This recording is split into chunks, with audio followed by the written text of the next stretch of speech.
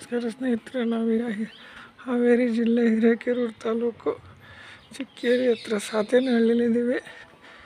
ಇಲ್ಲಿ ಮಕ್ಕಳಾಗದಿದ್ದವರಿಗೆ ಔಷಧಿ ಕೊಡ್ತಾರೆ. ವರ್ಷದಾಗ ಒಂದಿನ ವಿಜಯದಶಮಿ ದಿನ ಮಾತ್ರ.